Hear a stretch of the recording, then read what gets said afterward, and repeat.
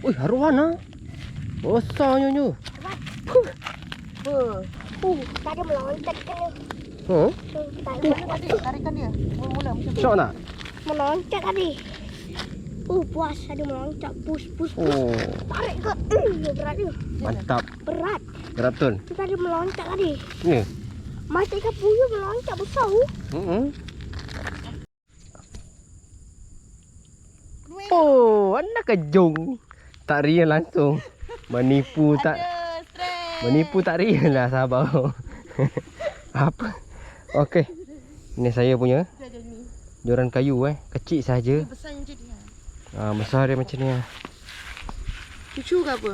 Boleh lah ya. Boleh lah kan?